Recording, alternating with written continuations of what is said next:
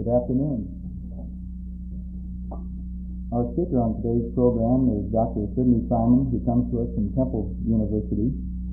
Professor Simon is an educator and writer. He received his doctorate from New York University in the field of core curriculum. He has authored and co-authored more than 30 professional articles. He has written 2 children's books and co-authored the book Values and Teaching. The program today will be a discussion and demonstration of values and teaching. One of the goals of value clarification is to help the individual act on his values.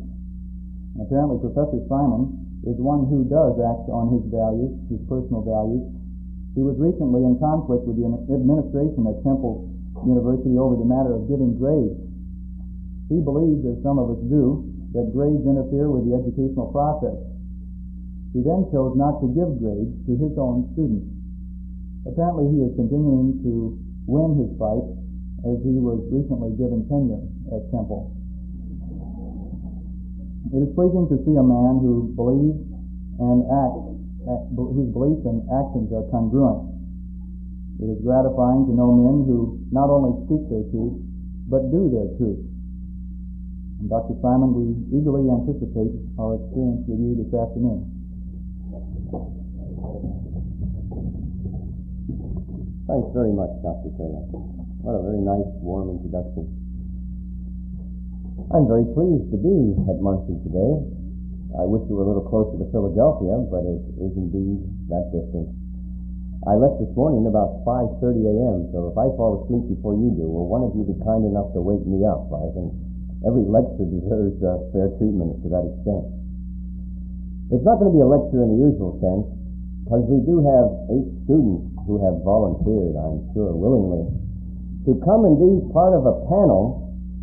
And with this sort of role-playing situation, I would like to try to argue for some things that teachers can do on almost any age level to help the process of value clarification. That's what the meeting's about, value clarification. And when one uses that word, one disavows any intent to inculcate or indoctrinate or moralize values. At least that's my hope.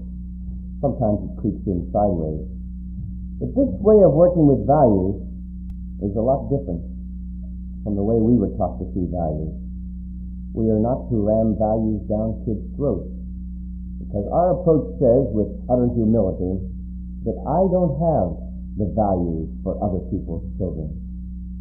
I have a set of values for me, and I will state them often with quiet dignity, sometimes more raucously than at other times, but I don't feel that I can impose them on other people's children.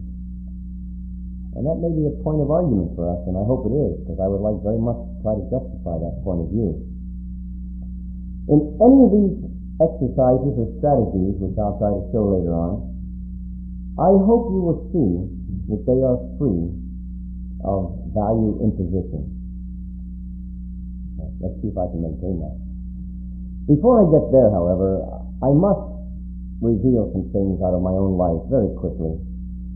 I want to tell you 3 things which I stand for, to try to set the framework that the values I talk about are not those great immutable truths, those great absolutes, which often thrill philosophers, but which do not thrill me. I am concerned more with rather pragmatic, everyday choices, which I call values.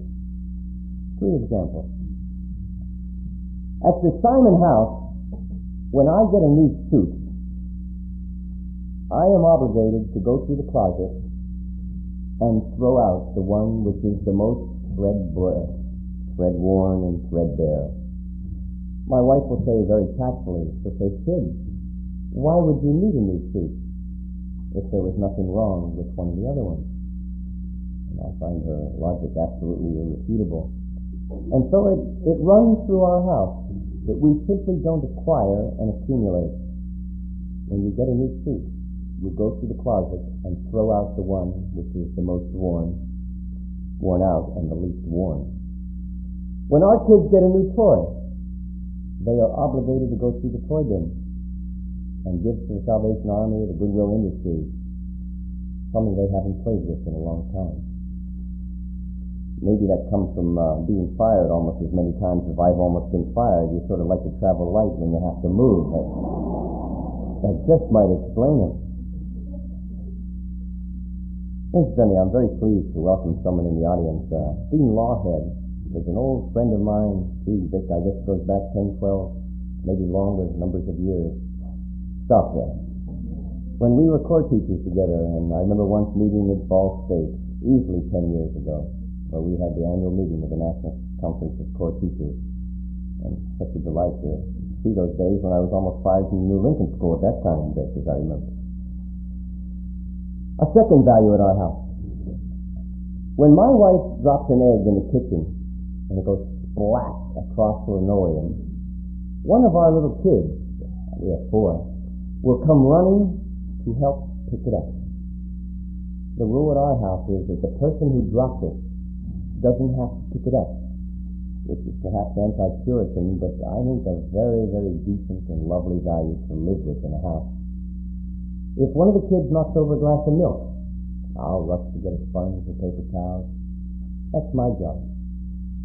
And we have a phrase at our house which says, don't blame, do something about it. Rather marvelous insight into a value theory which supports a lot of what we believe in. Don't blame, do something about it. Here's the third one. For a long time, I was bothered by the problem of what to do when I saw cars stopped alongside an expressway. You know, I traveled Interstate 69 today down through Fort Wayne, and you inevitably see someone with a white flag hanging from the antenna.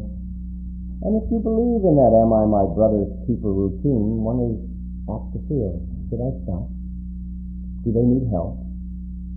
Of course, I rationalized rather eloquently that, the state troop will be along in no time. They're everywhere these days, and there'll be one to help that person. They'll use the radio, and they'll call a tow truck, and everything will be nice. But I continued to feel guilty until finally, just this last October, I arrived at the value which meets my definition of a value, which satisfies my criteria for a value, and which allows me to breathe so much more easily. It works like this. I now will stop for every single car stuck by any road, any turnpike, any thruway, anywhere, which is the same kind of car that I'm driving in at that moment. Now let us think a minute. Think. The fact is we own a 1958 Mercedes-Benz, but the cynic in you had better be suspended a minute, just a moment. You see, in that Mercedes, I have a fan belt which fits his fan belt. I carry an extra. In fact, every Mercedes owner should. I have a fuse, an extra which fits the fuse of a Mercedes. I have a jack, fits that jack. I have a lug wrench which fits those metric nuts. I have a manual in the glove compartment which just might have a specification which could be of use to both of us. I have a spare tail light bulb which I've learned to carry, and if that's all he needs, I could help him with that. But I also bring a kind of humanity which could be very comforting to another Mercedes owner stranded out in the middle of I-69 or wherever it might be. Now the hope is that as you hear that quiet value stated, that you consider it as an alternative for you. But if you reject it, that's just fine with me. I don't need followers for my values. In fact, the ones that I'm the most secure about, I need the fewest followers about. I offer to you as an alternative to consider, and I hope you would offer me one, which might be even better than the one I've offered. And I'd like to consider it and perhaps adopt it. Now, one last thing about this. If I should stop, say, in Philadelphia for 2 or 3 Mercedes and get mugged, say, 2 or 3 times, I would have to process that data, and I suspect the values would change. If I were to stop and suddenly get all involved in having to take care of a baby, etc., and not being able to handle it, I would have to process that, and perhaps that value would change. So far, I've only stopped once. I backed up 300 yards alongside the New Jersey Turnpike and helped the guy who was stopped, and the state cop pulled in right behind us. And I found out that he was actually pulled over because his license plate light had gone out. And the cop was all set to give him a ticket, but the cop was then going to drive him to the gas station and get another bulb. I didn't have a license plate bulb, and I was of no help to him at all. But we looked at each other significantly, and I think made the state trooper feel inferior just long enough to be able to get my friend to the garage. Well, as new data comes in this scheme of values, your values change. They are not forever, and they are not immutable. There is the notion of a pragmatic search for value.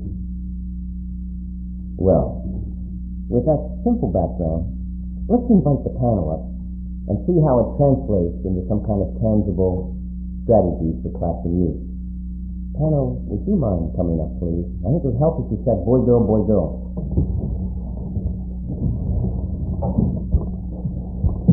I don't know what you're doing your tape recording, sir, but I think it's making it vibrate. Okay? Well, panel, you've had no preparation whatsoever for what's going to happen. I think you'll have some obligation to get some information. I'm going to ask a lot of questions, and they're questions about your values. No single question I will ask will have a single right answer.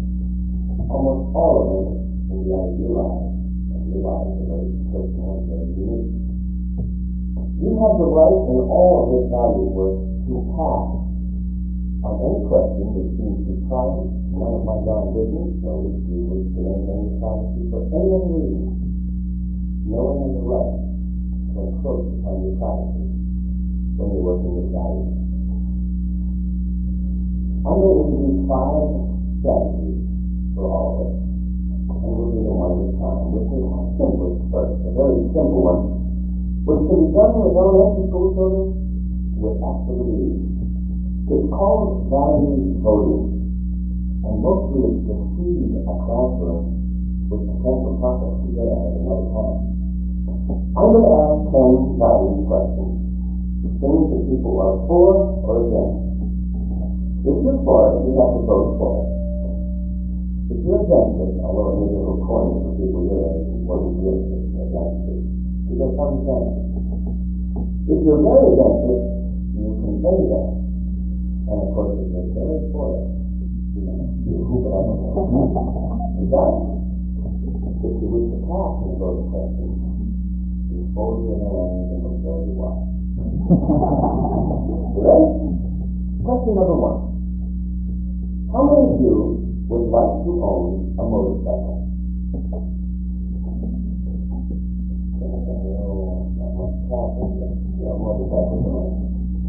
Right, thank you. Second question. How many of you have ever told anyone they had bad breath? Okay. Interesting value system when you get to smell of it after a while. How many of you cry in movies? You're a real chance. Do you cry when you get happy or when you get sad? I tend to cry when I get happy. And they're sort of running across the windshield into each other's arms. That's when I cry, whatever that means. I'm sure it's not a value. Next one. How many of you know someone who has twice something in your life, in their lifetime? From a 5 or 10 or Woolworth, a dime store. How many of you know somebody who has twice something from a 5 or 10? Okay. How many of you have ever seen the inside of a Playboy magazine? That's about par for me, I think. How many of you have ever read a speech, a book, or an article written by Malcolm X? Okay. Couple more. How many of you are sure that as a graduate, you will not be smoking cigarettes?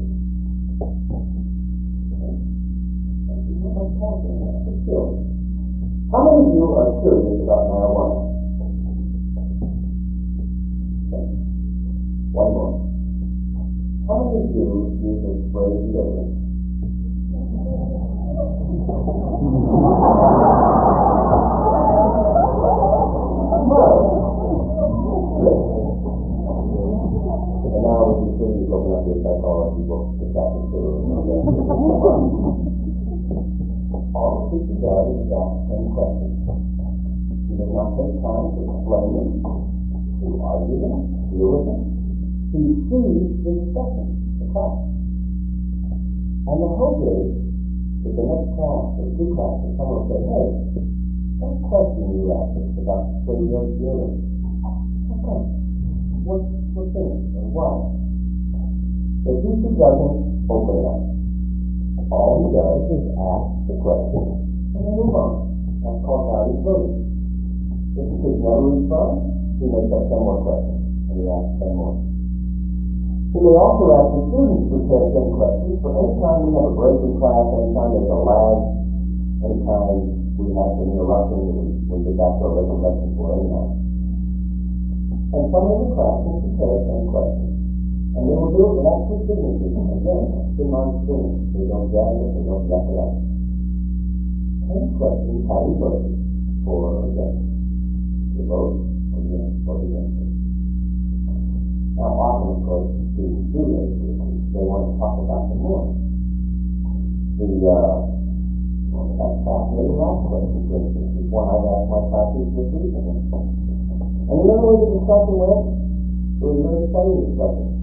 Someone reminded us that it was just 5 years ago that there was no such thing as a radiosurgery. And then someone else had the fact, which is the Gillette people, spent $1 million a year on daytime television alone to hospital right side. And they began with a slogan, which the motivational researchers must get something to them about. Nothing touches you but the spray itself.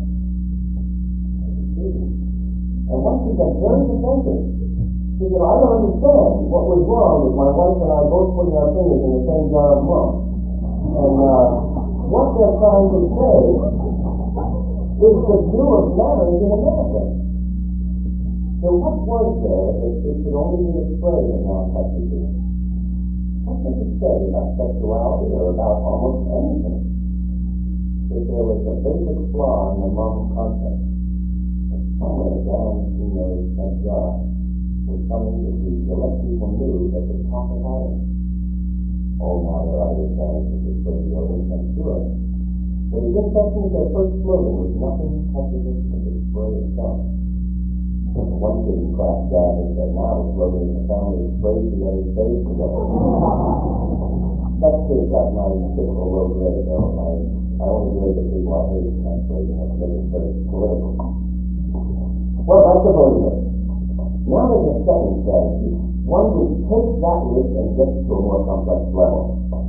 It's called ranking. Now, it works like this. I'm going to put 3 things on the board.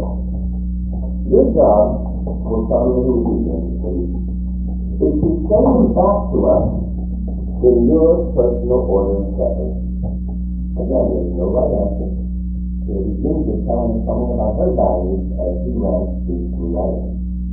She can explain if she wants to, or she can just say them simply in order. Take these 3 things, sister. I'm thinking of 3 jobs, none of which I would like to do. I want to make that very clear right at the beginning. In this work, the teacher always reveals his values. He usually does it at the tail end, so as not to over-influence students, because we still do have some impact on them, either to be the direct opposite of what we want or to conform exactly with what we want. You know, that old stuff would be like Toynbee throwing the Toynbeeisms and... Well, the teacher must say what he says, because I am sick to the teeth. Too many teachers who are the bland leading the bland, and I don't think we need more of those. I hope you will agree on that. Well, these 3 things. These are your first.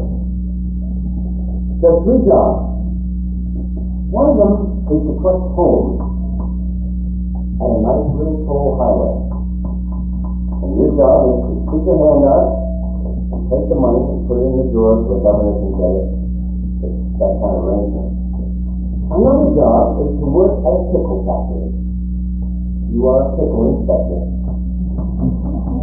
The pickles go by on a great conveyor belt, and your job is to look for bruised ones, or damaged ones, or cracked ones. And And you pull them up before they get away and throw them in a thing called relish. Right?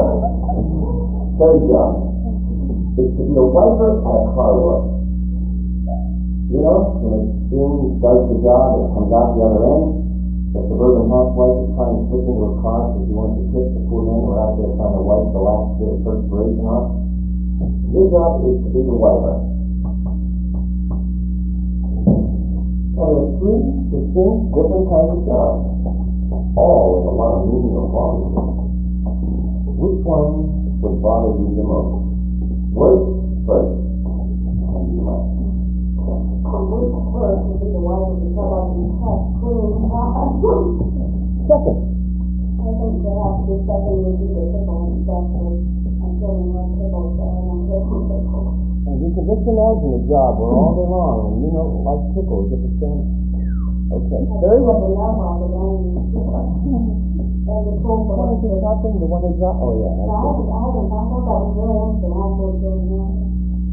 The cold collector, I think that would be awfully boring, but I think that I would consider it. Thank you. Bob?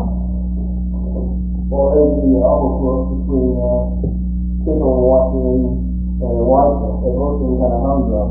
I guess it would be the pickle inspector would be the worst, because it's kind of hard to get pickles, I guess. And the wiper. Have you ever worked in a factory, Bob? No.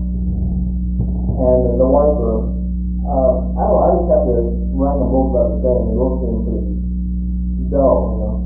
And the coal collector, I put that up because it would be very easy, like seeing the people, different kind of people. I'm kind of interested in just looking at faces, you know, and it seems like it's interesting. All those license plates going by. I once had a coal collector told us that our kids had his pants full, and they were letting us know, and they were very sort of a collector with humanity. Hey, pants? That's an interesting experience. You know, another one just occurred to me. I just remembered. My best friend Merrill Harmon is the co-author of our book. He had such a great ride across the Pennsylvania Turnpike once that he got to the other end, and he wanted to give the guy a tip for having such a nice road. And the guy got all defensive as if he were being bribed and as if it was a criminal offense. And he got the deepest joy, Merrill, was going to give him an extra quarter because it was such a nice ride. Pam. I think I should have put the pickle inspector at the bottom. I think that would be awful boring. I never worked in a factory, but I think that's one reason I had on work. I become dull and that sort of thing. And let's see. I think I put the car wash wiper in it. And probably this other three I wouldn't mind being told. Okay. Thanks a lot. And before I call you on, you got a slightly different assignment. See, you don't have to call on the whole class at 30 times. It's pretty obvious that they have been rankings in their heads anyhow. And you have to. So you don't have to call on everybody. You don't have to call all the time. Sometimes you just walk in and you write 3 things on the board, and after they work with you a while, they get the idea, oh, that's the rank order. And they proceed to try and figure out which words first or best first. But they rank it. Your task, Ron, and then yours, Jenny, is to think of one thing which is the worst than any of those, which you would put above those. And your job, the last 3, is to think of one job which other people would think would be lousy, but that you think would be better than any of these 3. That's your job.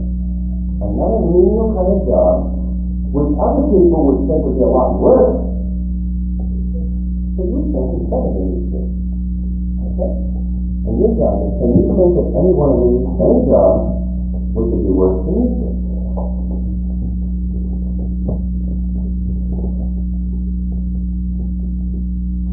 They work in a bean cannery. In a bean cannery. A cannery is one of the noisiest things in the world, isn't it? You don't think of it until you've been to one, but the pan just rattle down and it's unbelievably noisy. Have you ever done it? No. But you just thought of a bean cannery. He's avoided it. All right, thank you, Jenny. The only thing I can think of is... That would be worse than these 3. Washing dishes. For a living. Yes. Thanks a lot. So obviously then if you had to rank 4 items, and washing dishes was on the list, that would be the worst for you. What do you think would be one that other people might think bad, Cindy, but you don't find so bad? I think that putting papers on top of the yard and everything. With one of those pointed sticks? Yeah. Thanks a lot. What do you think? I think maybe they could either made in a hotel where people could do that, but I think they could use a lot of different people. Thanks a lot. What do you think? I say they're working on some type of farm operation or mining work Picking. Doing stoop labor. All day long. Okay, thanks a lot. That's all. You have a chance to say that anyone can talk more about his choice, and if you have the time to do it, if you don't, you go ahead. You start the process of thought, and you hope that a lot of it gets done in the cafeteria. In fact, I really feel strongly that my best classes are what I call task classes. They get started in this way, and then when it's all over, the kids go to the cafeteria and finish. And that's really what the search is about. You see, I can't tell them what values they have. I have them for me, but I don't have them for everybody. But I can trust this process of inquiry and this process of search. I think there was another one, a lot harder, at least one that I think is a lot more emotional implication. Which would cause you the most angry? You met somebody who's very interesting, and you go to their house for the first time, and when you get to their house, you discover the following: that they are absolute messy slots. I mean, there is no order, and the place smells like cat litter for the last 3 months. I mean, and the seats have a kind of grayness to them that you've never seen before. Or, the couple keeps interrupting each other all the time. Every time she opens her mouth to tell the anecdote, right in the middle of the first sentence, he gets your attention and he says, "You ever hear this one about him?" Or the opposite, he's telling a very tender story about something on his boiler. Right before he goes to the punchline, he says, "Don't you love these new grapes that are for the soil in my house?" You got the picture? You've been there before, haven't you? I mean, it's worthless.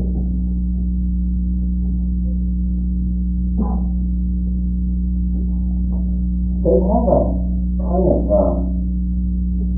strictness with their children. The kid can hear his mom say, "I have a popsicle," and she slaps him across the face. I mean, you just don't do that in your house. Dessert is dessert.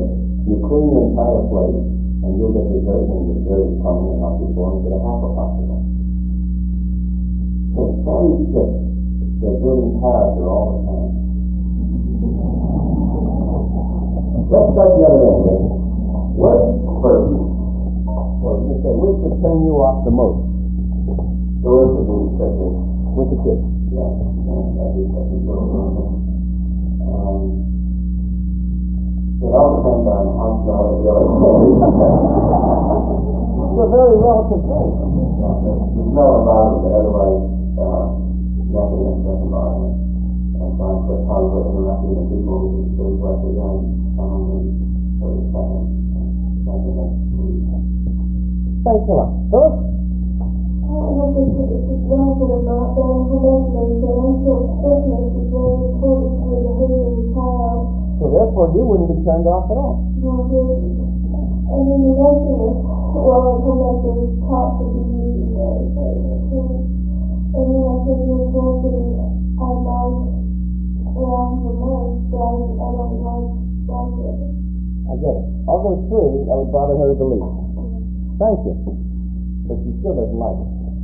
And the interrupting would bother me the most because I feel that inconsistency is one of the worst things that people can't do better. And then the goodness of the children, which is the same type of thing I feel, would bother me just a bit less, but probably about the same for the rest of the people. And the messiness would bother me the least. Okay. Hey, Cindy, are you a messy housekeeper? No. Okay. Thanks a lot. Well, I did the Cindy is what we call one-legged conference. You know, just in passing, I asked a question. Like a race here. Are you a man? Yeah. Because you said that that would bother her to leave, and I thought, well, might as well find out. It's very simple. It's not any significant. It's just a one-legged conference which we try to do often. Okay, Jeff, last shot on this. I have a new problem for Ron. He always gets my new problem. Yeah, this is the president rather than the mayor. And secondly, there's people interrupting and third would be nothing. There would be nothing. Deb, are you married? Yes. Would you think that your husband would rank this the same way? Yes, I do. He also would be most worried about the fitness of the children. That would be the way to it. And the mechanism would be released from there. That's right. That was a quick question, one like a concept. Even Harold Haynes saying that on. That's good. Let me dictate two other ranked orders. We won't take time to do them, but these are ones you might follow your own students. I think it's so interesting to me, my students. One of them is, for which person would you have the least respect? The person for whom you would have the least respect. This is somebody who in the middle of the winter, when the snow is falling on one of the Detroit smoking windows on the back, he gets in the car and never clears the snow off the rear window. He can't see out the back as the side of the mirror is also covered up with ice and snow. Got it? For someone who says, gee, I really want to quit smoking, but I just can't. Or third, someone who pretends he knows something when you know he doesn't. He's taking it, man, but he won't acknowledge it. Like he claims he's read Bruner, but he hasn't. So there you go. No one in the window wants to quit smoking, says he wants to, but he can't. And the claims he knows something, but he doesn't. Here's the last one. Which would be the hardest for you to do? To push a button to electrocute someone. The civil service job with a nice pension for electing a college professor, same kind of thing. Or to be the person who drops the napalm on an enemy village. But they're always listening to me, children here, that jelly gasoline and burning so bad. Or third, you're in downtown Fort Wayne, and you're heading home to good old Muncie. And just as you round the corner, your way is blocked by two guys, each of whom has a crowbar. They're coming to your windshield and to you. Could you step on the gas and go through? That one sort of brings you close to your view of death. Because death is one of the areas of confusion and conflict. We got our word as isolated. There are 10 of those areas of confusion and conflict where people have valued conflict. And death is one. Electricity, napalm, or step on the gas. Sounds fun, huh? Let's do a third stage. Is Carol surviving on? The third strategy is called a value continuum. Or many people use it in different ways.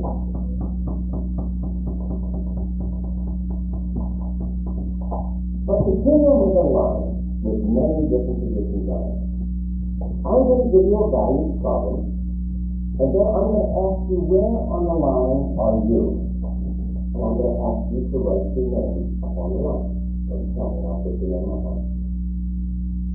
The problem I chose, well, here's the truth. But one of them has to do with seatbelts. Perhaps you've heard of those.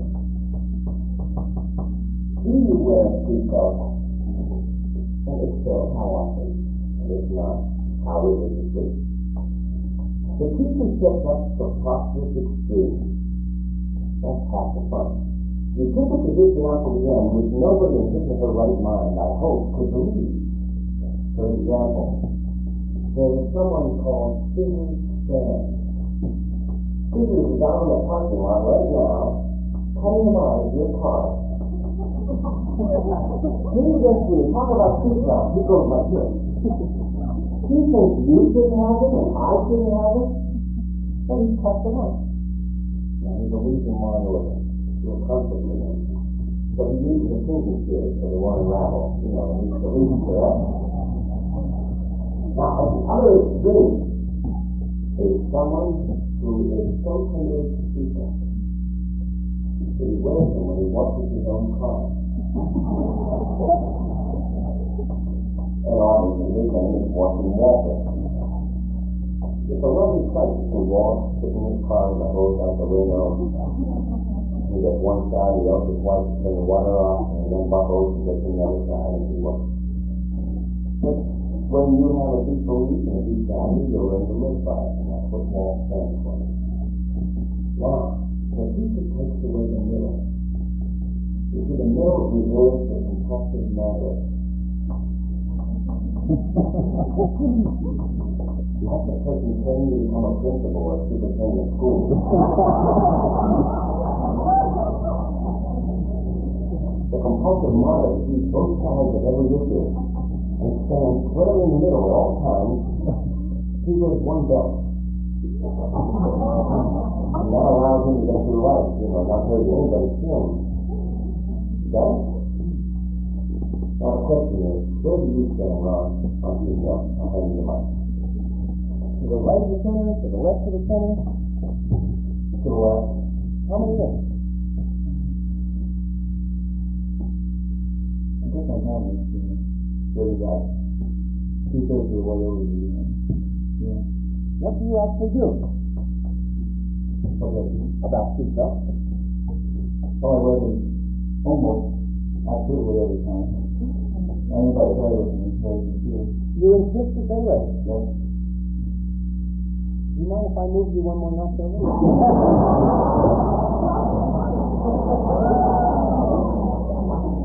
Thank you.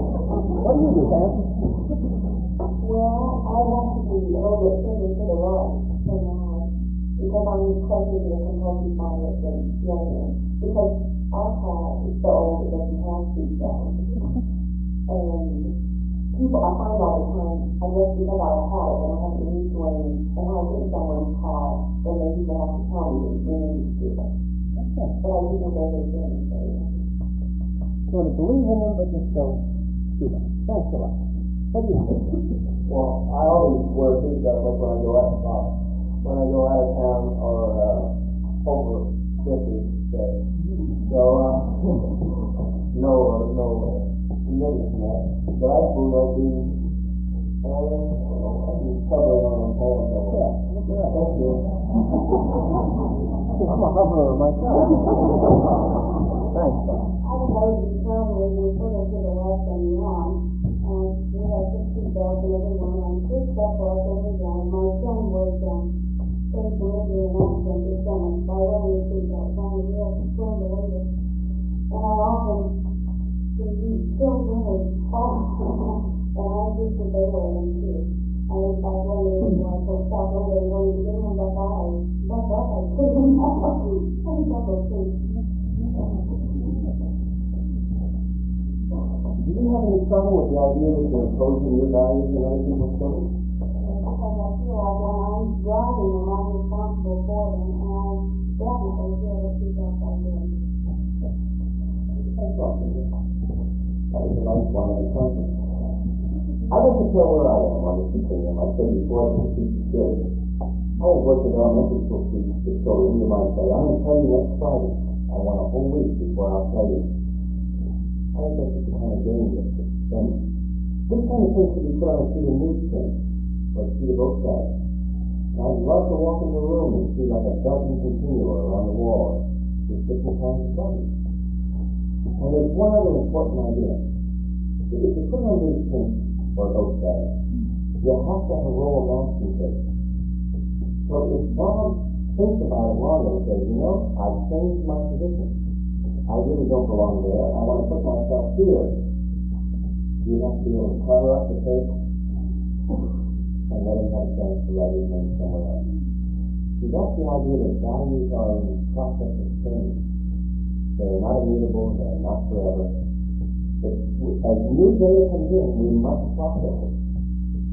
If I were to find 5 clippings for Ginger or someone who went off a bridge and drowned, because he couldn't get his hand on the seatbelt in the car, and he'd have to process that. He may clean even tighter to those to do. But that's the trick. To entertain the new data, to live with it a while, to process it. That's the things that I like to see you in life. I don't insist that other people wear, oh, wait, Ron, you say you do too. Forgive me, I'm over here. I don't insist that other people wear. I do a kind of dirty con thing, I think. I'm not too proud of it. It's like when someone has bad breath.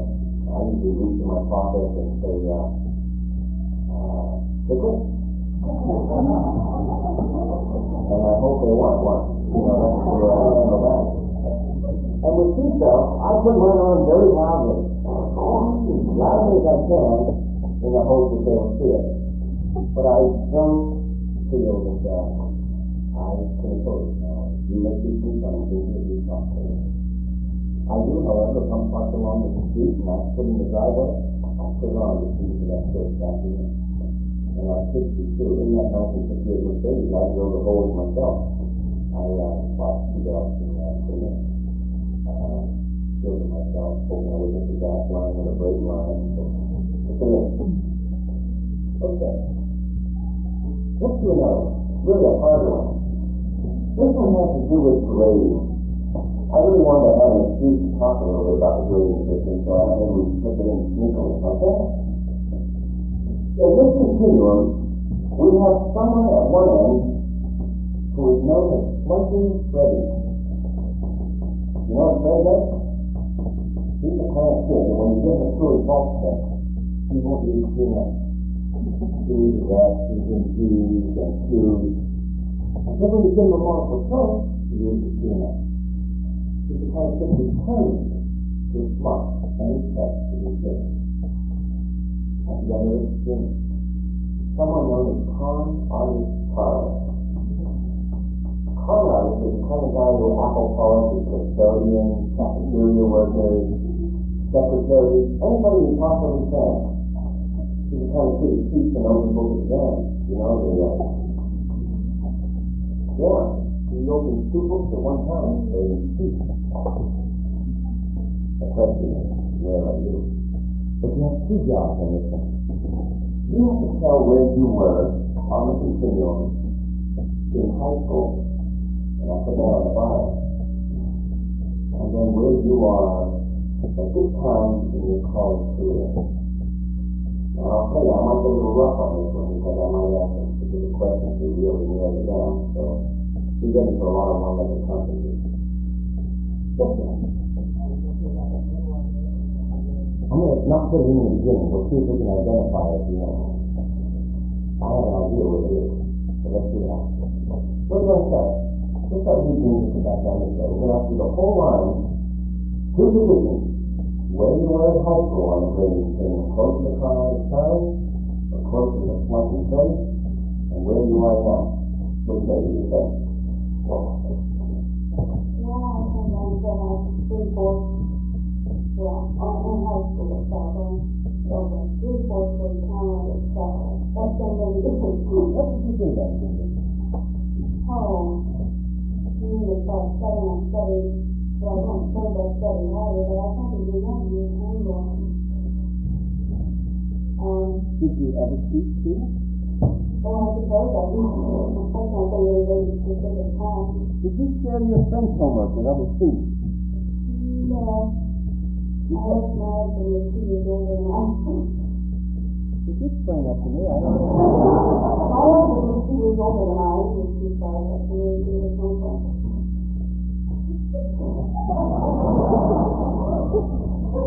I got that. But weren't there other kids in the class? Well, I don't really think I did share. I was 13 in high school. Our lives are different then to that extent. Because I always shared my foreign language homework. And often they shared it with me. Maybe I was saying Okay, now where are you?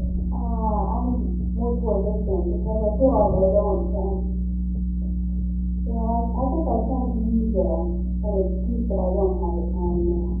So it's 4 children and running a home and so forth. But I don't think I studied too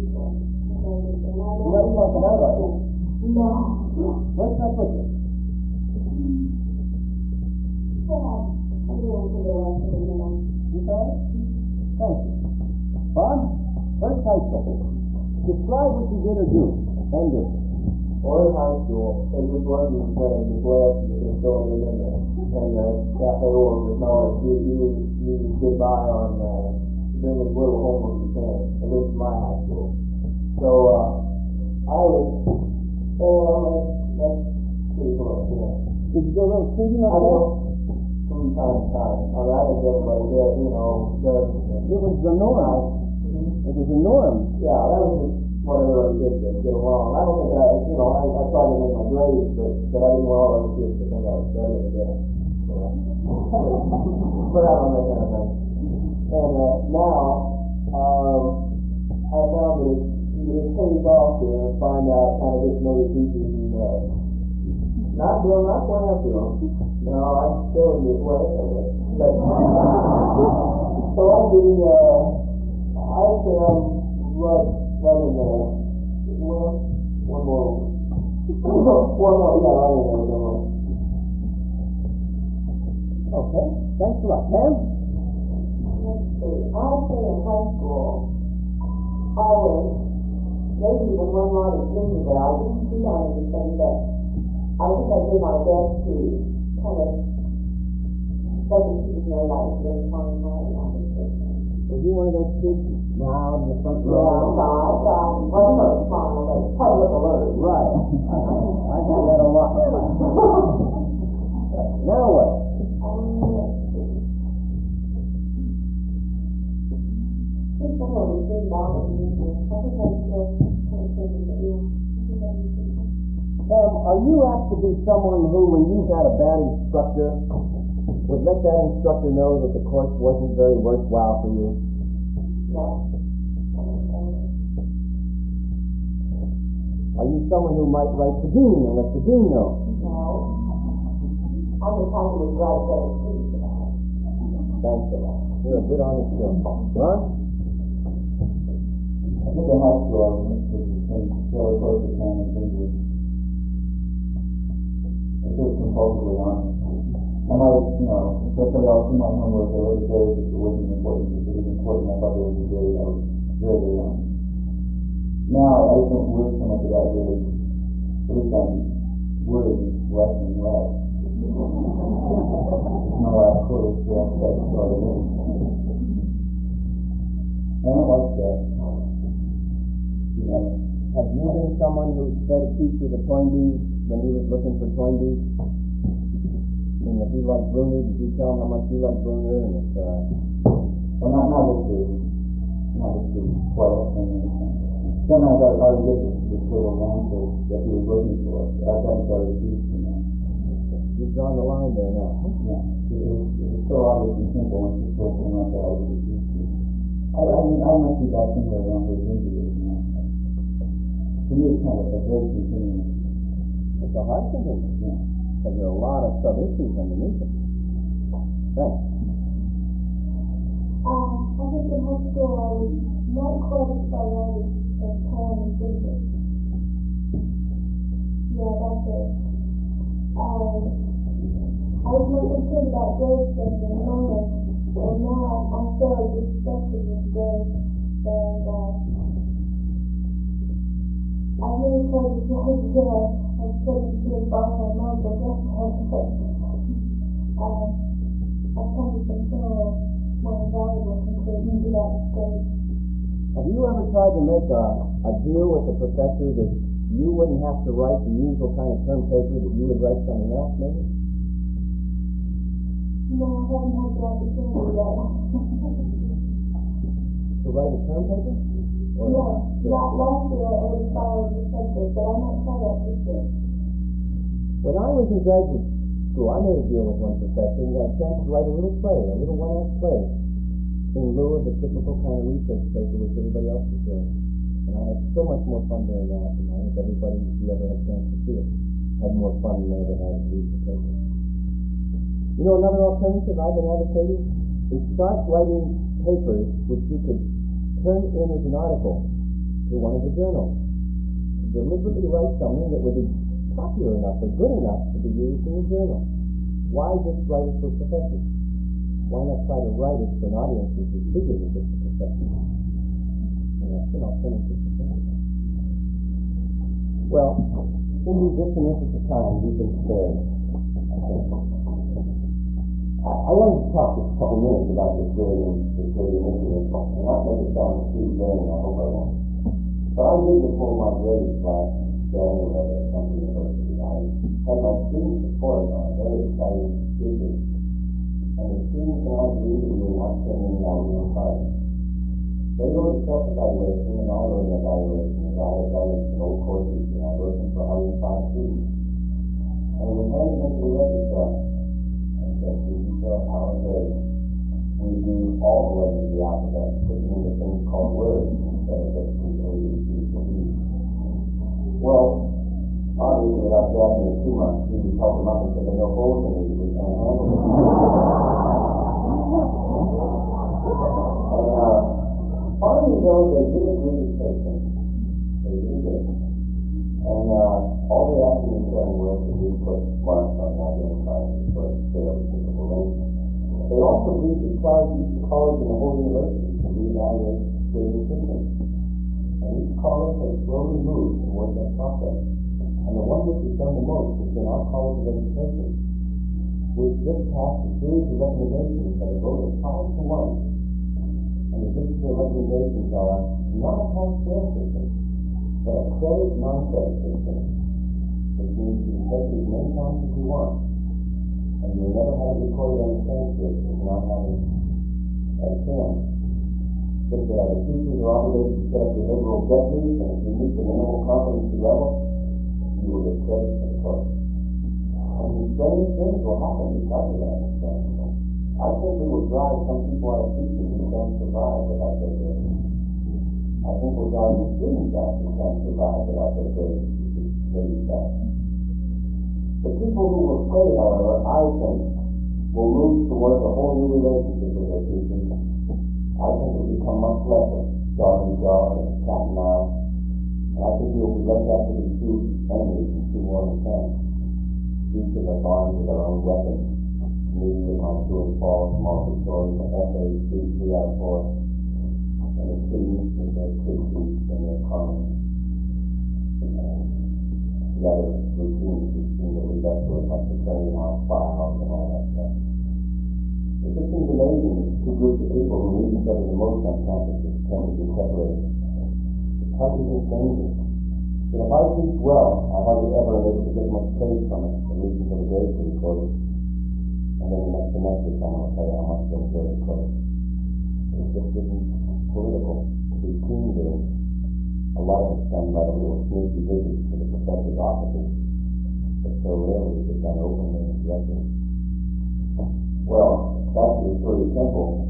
When they finally said I had to record grades, I recorded all A's, because I get kind of a front for each of the system. And that basically the front pages and makes a lot of trouble, as it was. It was grandstand, you know, I'm fully aware. Well, then a funny thing happened the next semester. My door was lined up with people who came to get an A, because that's the climate. And I announced to 2 of my 4 classes that nobody could more than 2. I'm sorry, if you came for an A, you have to go elsewhere. No matter how hard you work, no matter what you do, no matter how much you flatter or whatever you can't get more than 2. That's what you get on the first day of class, and if you don't like it, there's another section down the hall, and I'll find you on that. Well, 7 left in a huff, 7 or 8 in each class.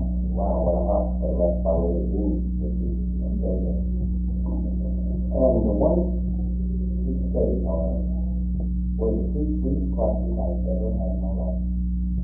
And mostly they were sweet to each other, because no longer was there a bell-shaped curve, no longer was there a scarcity age. There wasn't. She was always the same. And when somebody would make a really sharp answer, sometimes spontaneous applause would break out. And they were remarkably nice to each other when someone needed help and was not learning something. It really lengthened things and found a way to get across. And then as part of a little experiment, we had a party at the end of the semester for the 2 classes which were 2 classes, and the 2 classes which were not, which were raised in the usual spread way. And I don't wish you could have had a taste of the 2 parties. Their sweet joy and jest for the one with speech, and the the other party was just almost like tokenism, will come, but not my party. Nothing there.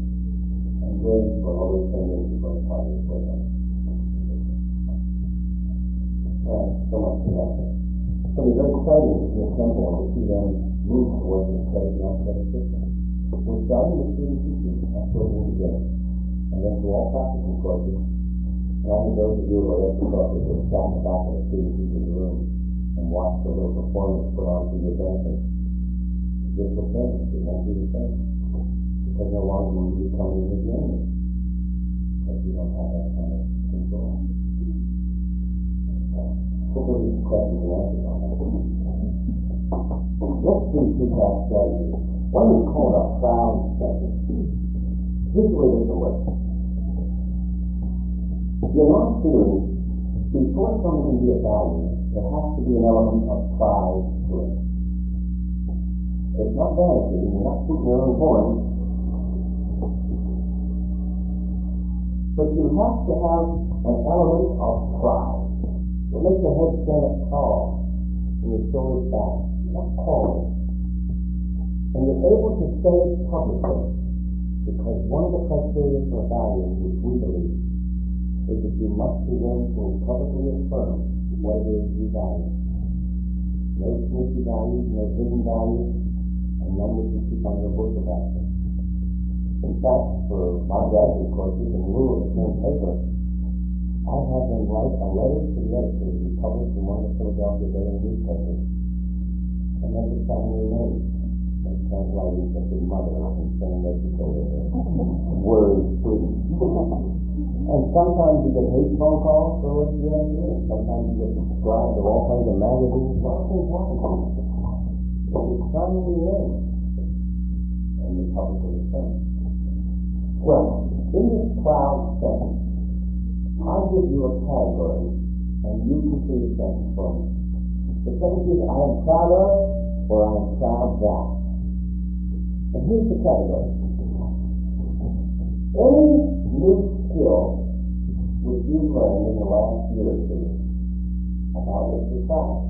You may pass if you can't think of anything, or think what you've learned isn't important enough, or whatever. But if you choose to say something, you can't say, I guess I'm proud, or I think I'm proud. No. You say, I am proud of, and you think. That's not you. I think we should think that way. I thought you were doing that. I'll help you if you didn't get the gist of that. I am proud of, or I am proud that. I'm proud that I have learned to handle a class in which you use the book. Thanks a lot. Boy, do I identify with that when I think back to mine. Okay. I'm proud that I stayed happy with the Girl Scout conference this last quarter. Thank you. Cindy?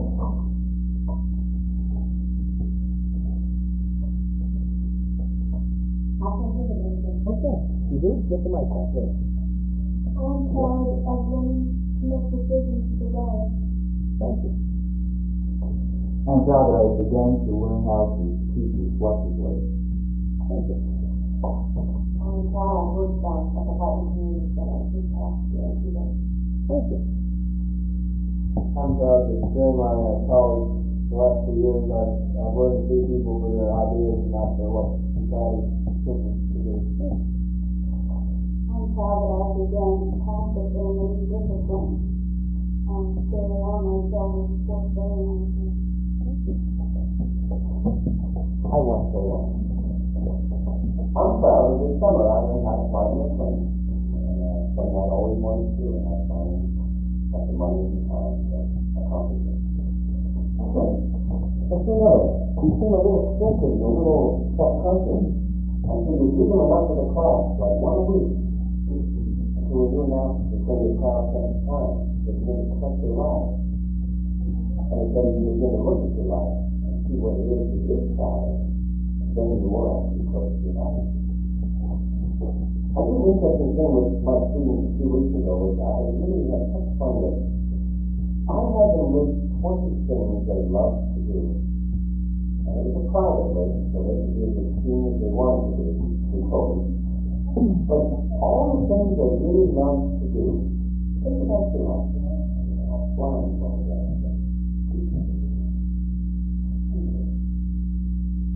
Then I ask them to date each other when they do it wrong. And we look on this fall. So a lot of the things we love to do, we don't do very often. And then they were asked to rank order the list. 3 numbers from 1 to 20. So the one they love the most being number 1. And then they were asked to make a list of where they kind of really different. And if there was a contrast between what they say they love and what they do. But when you do enough progress, and you begin to realize little things like that, people really begin to get more relentless. They get relentless as they look at their lives and they look at the time. Because none of us have enough time. And this is all the time we've got. So what we do is that's what we value. I think what we spend our time on matters more than anything else. What we value. And there's often a giant gap between what we say and what we do. I think what we do tells more. Okay. Another one. Anything at all that you've done to improve black and white relationships in 1969, a very, very troubled period of life. You may pass, you can't think of it.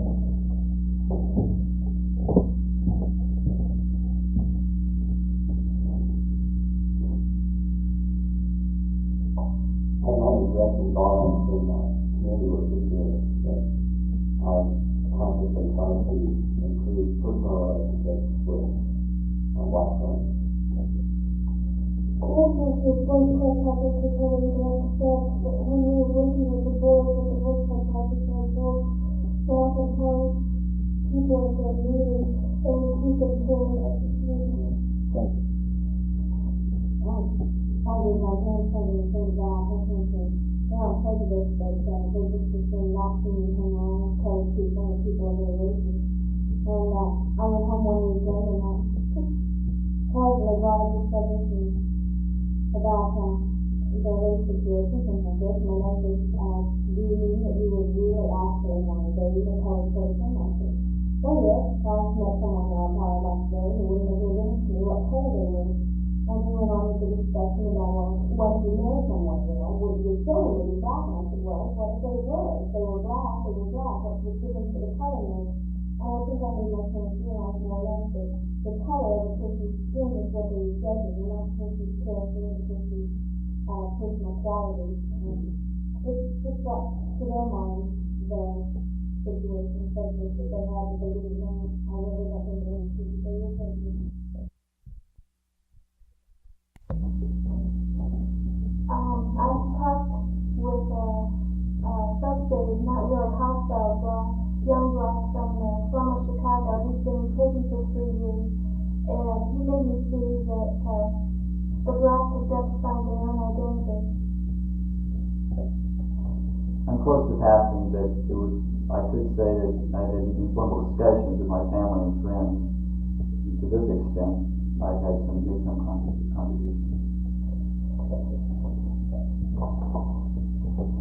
What a proud sentence says is it offers alternatives for other people's lives to look at. I hope at no point the teacher says that's the right answer for you or the right answer for me.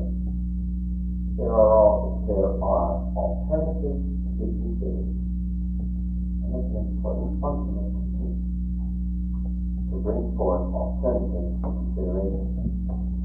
Now sometimes you will find people who are diametrically opposed in a crowd line, in a crowd sense, as they are and how they rank order something, or as they are and how they put themselves up on continuum. We say such people have unfinished business with each other, and it's to try to create a classroom environment where they will have a chance to talk. And sometimes you set up small groups of unfinished business people who have a chance to hear without really having to defend unnecessarily where they stand, what other people are saying. I think it's only in this diversity and in this kind of search that one can really grab on the values which will last the pressures of time. It is so easy to moralize and to mouth the right values. But when it comes time to live them under duress, it's just amazing how quickly we can shed them, unless they've been truly made a part of our lives. That's what this silly little game does too. You can see what happens in a college class when you do 15 trial sentences and somebody's passed 10 weeks in a row. They almost go through a transformation. And they really get to see, what is it in my life that I know about? They're really breaking up and taking a look at that. After a few weeks, the teacher asks for suggestions for proud lines, proud sentence topics. They come out with very nice. One last strategy. It's called a public interview. And it's the one you save for the 5th or 6th week. You don't do it right away because it's often very hot. Someone volunteers, take from among 3 people at least, take the mic and go stand way over at the end of the platform.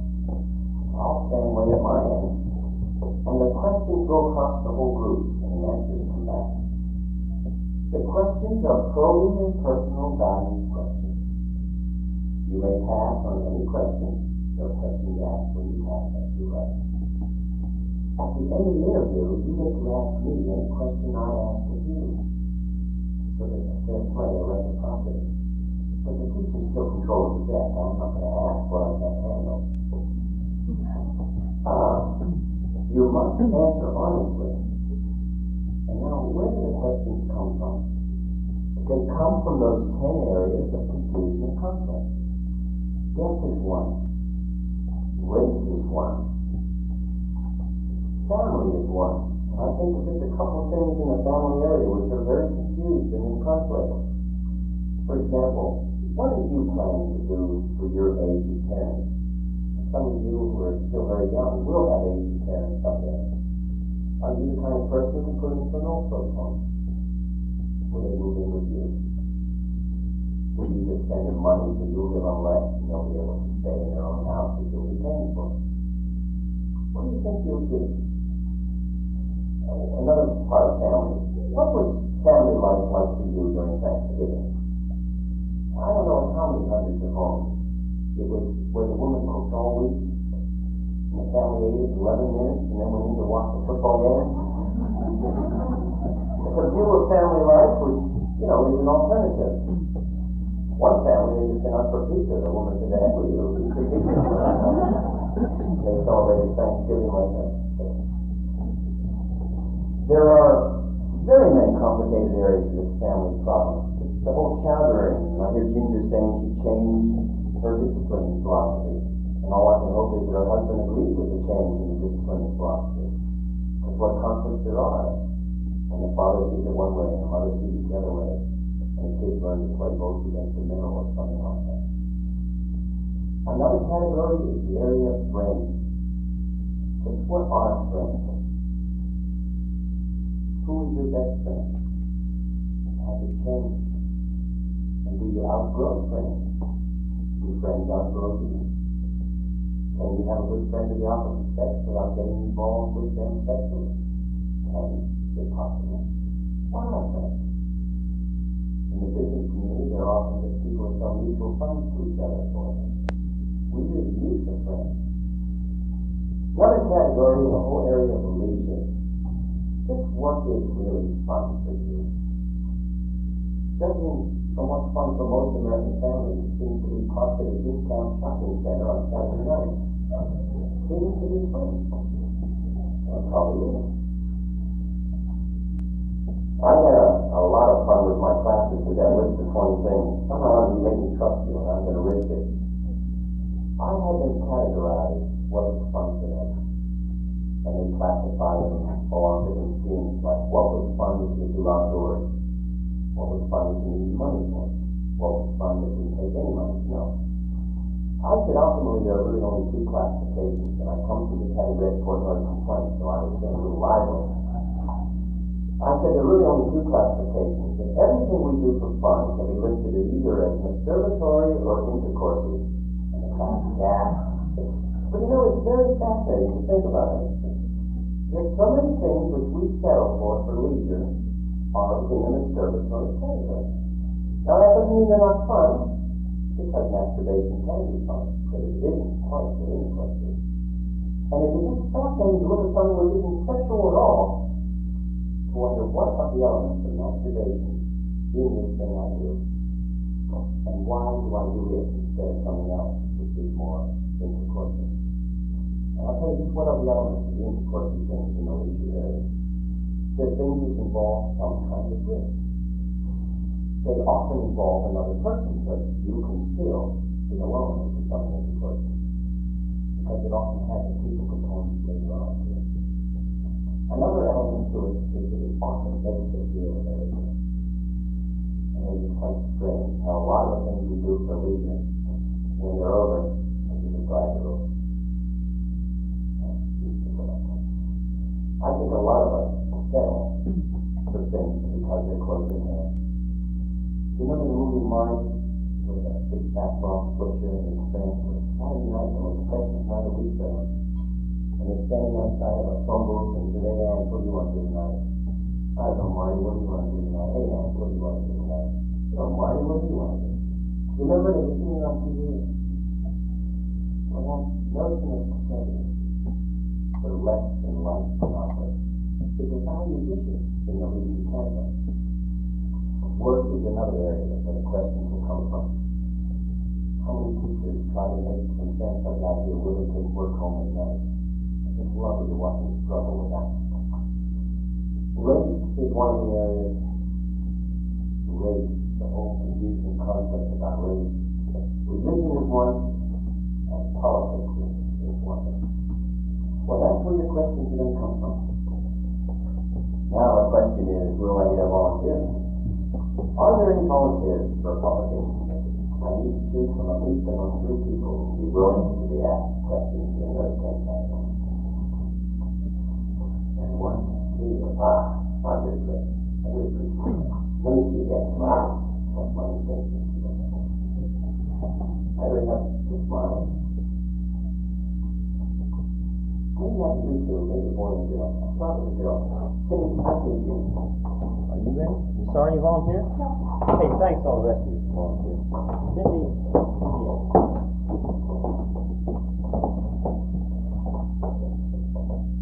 now I have those categories in mind, and that's where the questions will come from. The rules again, Cindy. If you decide to answer, you must be honestly. You can pass. At the end, you get to ask me any question I've asked you. Cindy, did you ever have long hair? Yes. When did you cut it? At the end of my senior year in high school. What went into it? I had an argument with a friend, and I said I was going to cut my hair, and he said I wasn't, so I did.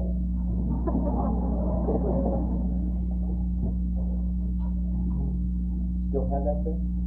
Yes. Is it still a very good thing? Not as good as it used to. Do you tend to keep friends of old boyfriends? Yes.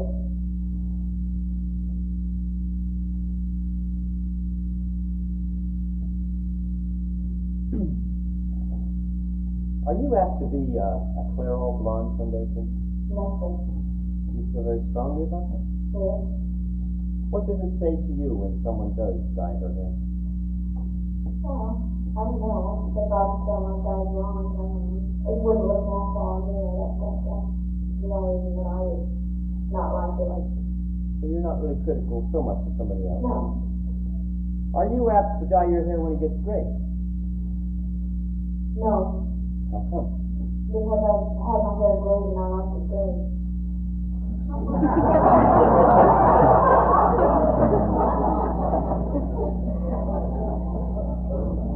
Not now. No. Basically that. And that type of gray. Ah. And I liked it. If I ever get old and have gray hair, I want it. Did you ever hear the phrase that most American women are pathologically afraid of a wrinkle? Are you? I never thought about it. I don't think, I'm not afraid of a wrinkle, I don't think, because I think I look younger than I actually am. I think it'll probably carry over into my elder years, I suppose.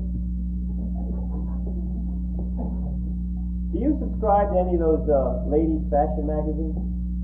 I don't subscribe, I buy them once in a while. What do you look for when you buy one?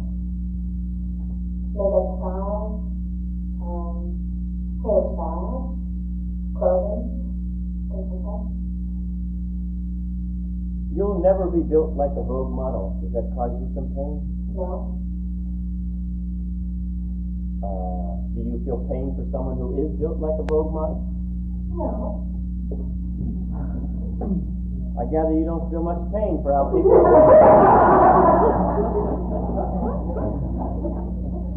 What would you change if you could redo what you came equipped with? My height, I think. Yeah. There you go. My relative size, I suppose. Your ears pierced? Yes, they are. Did you have any trouble convincing the family to let you pierce your ears? No, it was my mother's idea. She has pierced yours. No. Do you find that interesting that she wanted you to have pierced yours, but she didn't? Well, no.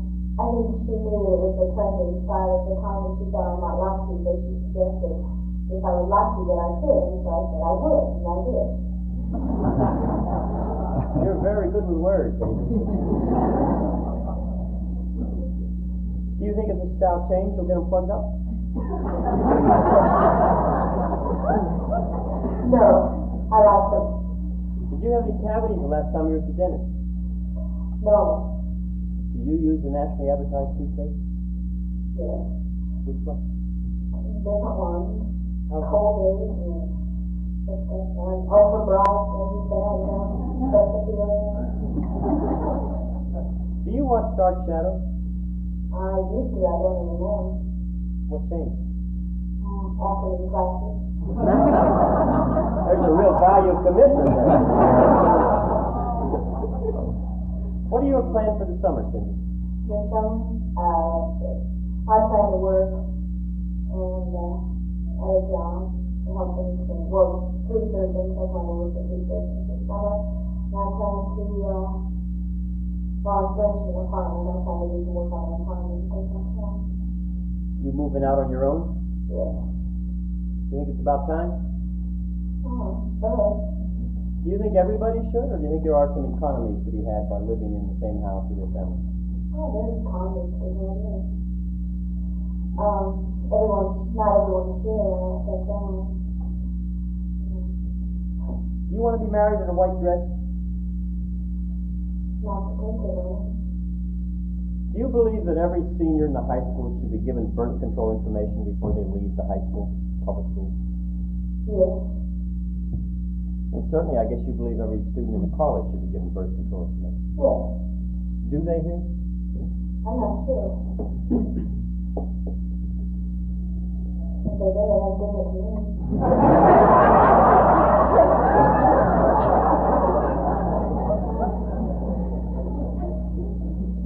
What plays were you in, Cindy? Here, I was more outside, and Murder Cathedral, and House of Bernarda Alba, and Good play. Do you think every teacher should be in plays before they graduate? every teacher? In training? No. What's your feeling about that? Who should be and who shouldn't be? Well, people who want to be should be. People who feel that they have talent, people who have talent should be. Do you feel that way about who should take math and science and foreign language? Yes, I think so. You'd make those simply up to anybody who wanted them. People who have the ability probably would want to. If they didn't, I don't feel that they should be forced to. Would you draw the curriculum line anywhere? That there should be anything required? Not at college level, Should be open cafeteria. basically. Thanks a lot. Any question you'd like to ask to me? But first, a little round of applause for a very poised lady.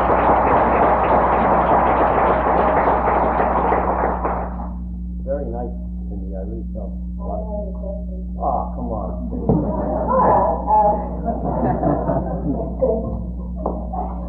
Guys who's always in Philadelphia and they ask me questions. I have to ask you questions that you've asked me. That's the rule.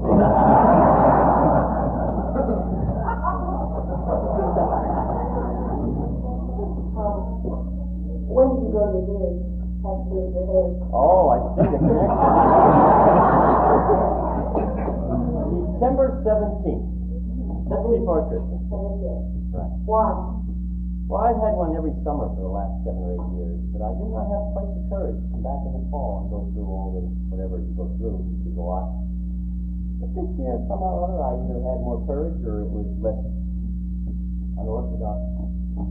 But it's really very pleasant because well, first of all, you have to shave it often. That's a pleasant thing.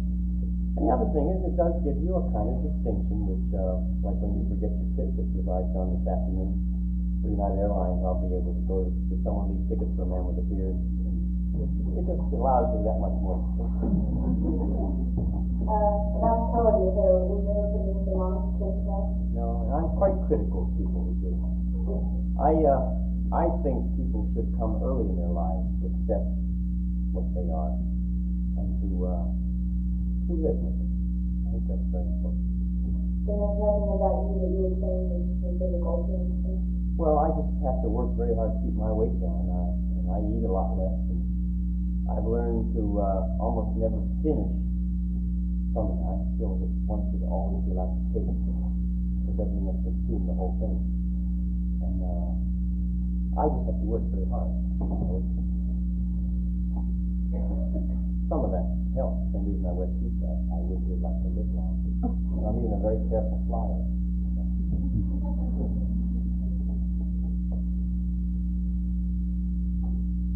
Now I think you have a right to ask 3 questions in your turn.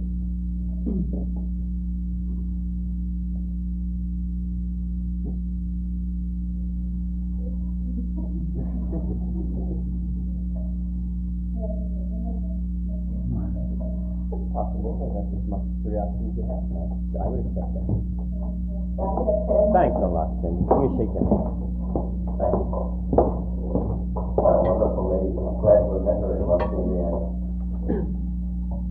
Let's not do another interview, because that shows it. Let me close with a poem I want to say to the panel. And then we'll open up for as many questions and answers as we have time for. Think of a hard one. This is a poem written a long time ago by a senior I taught at a college in New York. And it talks to me about what the value problem is and all that. But these strategies try to change. It goes like this. Someday my eyes will be closed forever. And forever is a frightening word to me. I do not want to live the unlived life. I want to live now while I still have the wings of life. But the only problem is, I don't know which direction to fly. That's the value's dilemma. And I submit our work as an alternative in the search for value. Thanks very much.